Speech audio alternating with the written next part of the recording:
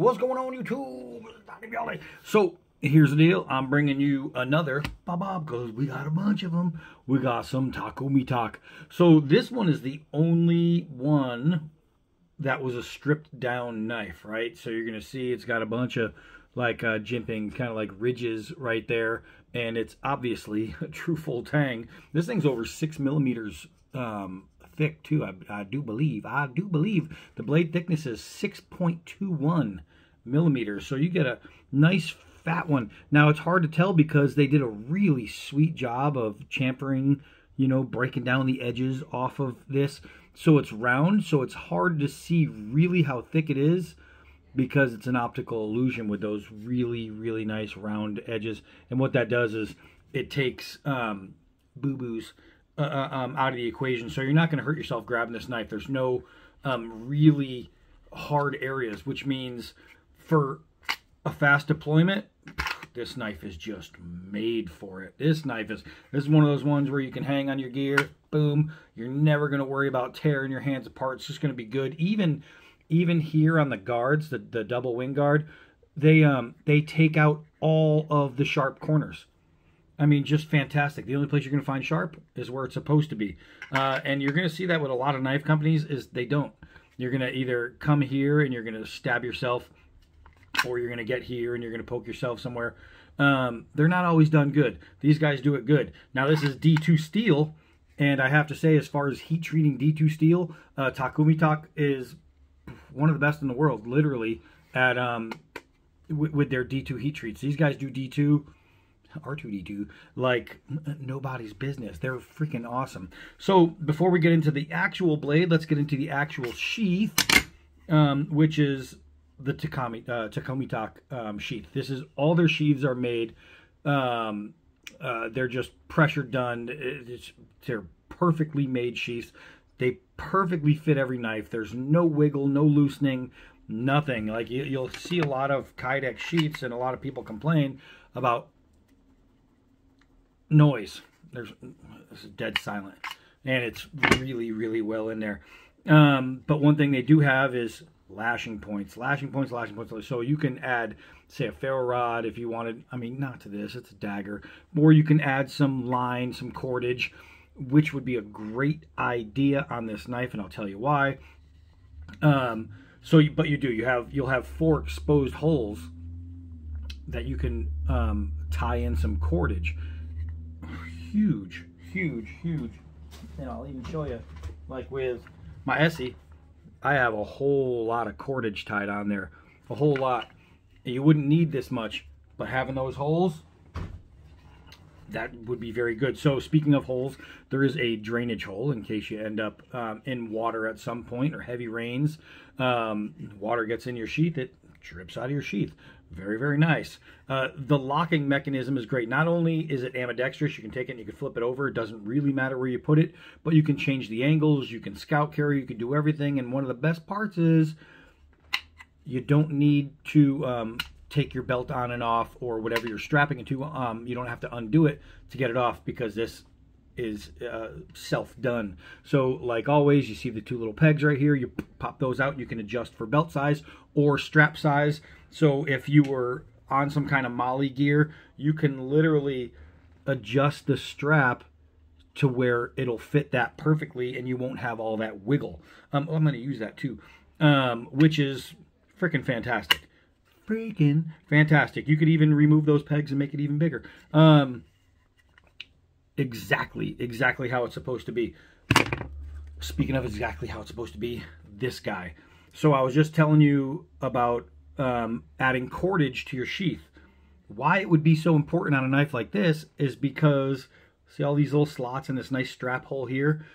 You can use cordage to attach this to a stick, a dowel, and any kind of something long, and you can use this as a spear. So if you were, let's say, forced to hunt, spear hunt, you might be able to tie it onto a stick, wait, do some gravity drops, or be able to throw, or just be able to use it as self-defense and elongated. So you put it on the end of a stick, and now let's say you got boar or anything else, you're able to stab at a distance.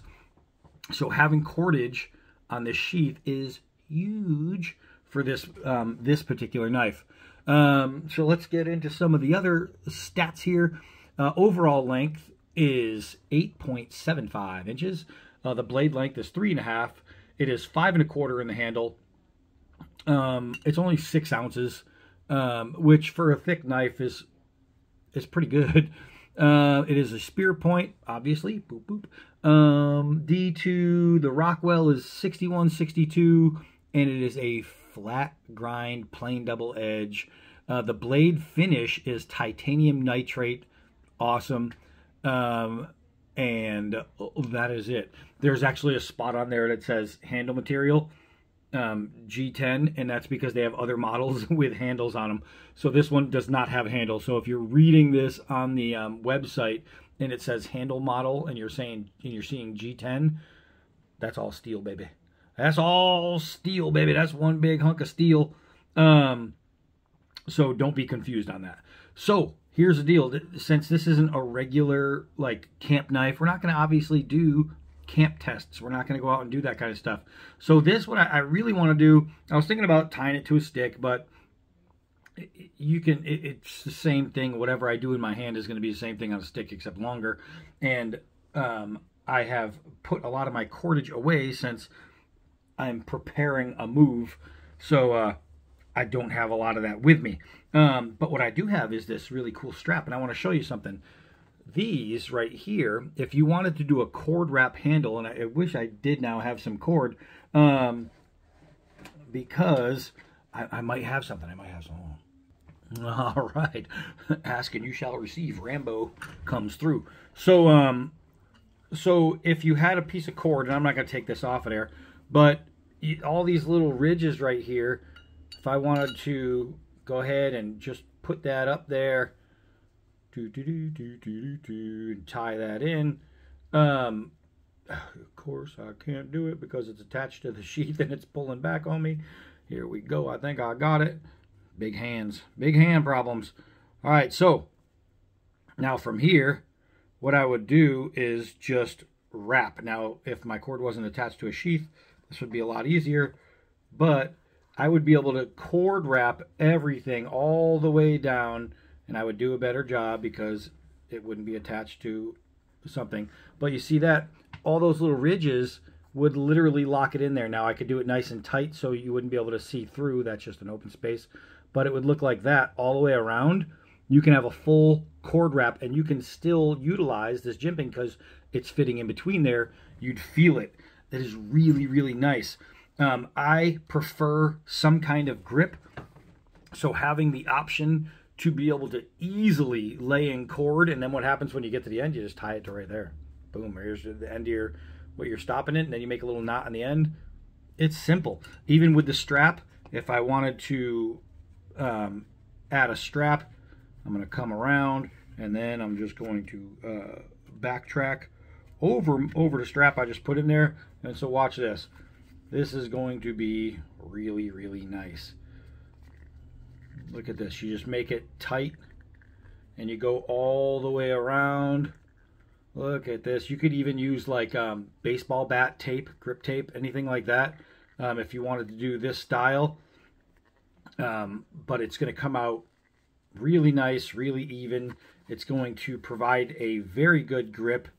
And when you get to the end, you can either slice it and tie it, or you can pull it and tuck it, and then you would have a nice wrap just like that. Ba-boom. And you still feel all this, but now you'd have a water absorbent grip. So that is good. Let me unwrap it because we're not testing it that way. Since it's sold one way, we're going to test it the way it's sold. And voila. So those are really good. So let's see first. Now it's a dagger, so they don't have to make it really sharp, but we'll see if they did anyway. Well, it's Takumitak, so they did anyway. All right, so with a dagger, the main part of the blade is the tip. As you can see, they don't care. They don't care. They're just going to make it sharp no matter what. Every knife from them is 100% shave sharp. Edge geometry, these guys knock it out of the park. masters. All right, so let's just get outside. Come on. Ooh, it might be sunny, but it's windy and cold. This weather's terrible. So here you go in the sunlight. Man, they make some really, really good looking knives. And they make knives that just don't fail. I have literally gone through, after this bunch that I will have gone through almost probably 20 of their knives, and every single one of them just out of the park. Knocked out of the park. All right, so what we're gonna do here is we're gonna flip this around this way and turn this around this way. There we go. So let's do some 4-foot gravity drops. Boop. And we will see. Now, a 4-foot gravity drop, people wonder what that is. It's literally from the tip to the stump. I'm going 4 feet in the air and I'm dropping it. I want to see with a bigger knife or a balanced knife, I want to see how the balance is going to be, how it's going to land, and I want to see the depth of the drop, how that tip is going to bite into the wood. And just on a gravity drop, that goes about a 1/2 inch. That's not so bad. We'll do a couple hard downwards. Now, with hard downwards, what we test, if you have a soft heat treat, you can bend the tip a little bit, especially if it hits and then wobbles. You can literally just bend the tip over. You want to test the bite, the impact, how it's having, how hard it's getting in there, and generally to see if your scales are going to loosen. No scales, that part doesn't come into play. Bam. But it's hitting hard. Oh, it's getting in there. I mean, you can see how deep that went. That's insane. That's insane, man. All right, so let's try a nylon rope push cut. This is not the kind of knife that, like, I can't put my thumb on this edge. You know, I mean, there's no spine. This is a self-defense stabby knife straight out of the box. There's no other purpose for this knife except personal combat, right? So even personal combat, though, you are getting 100% sharpness. How sharp? Shave leather sharp. I didn't shave it yet. I just know. Look at this. I mean, this is your dagger. This is your dagger. This isn't your hunting knife. Daggers don't come sharpened here and here generally. Generally, a lot do. It's mainly this area because it's for this, not this. But this one could do a little bit of everything. All right, so I think what I need to do is clear some leaves and set up a throw. Hold on. All right, well, we've had so much rain, I really didn't have to clear the leaves. It's smashed down. So what I would like to do, hold on, now I gotta adjust the legs, hold on. All right, that's better. So what I'd like to do is get a few throws from different distances, and I wanna see just how it's gonna go. What I'll most likely do is pause after each throw, so you don't have to spend 20 minutes watching me walk back and forth. That was a good stick. That was the first time I ever threw this knife. That got in there. All right, so let me get a new mark. All right, I think this should be good.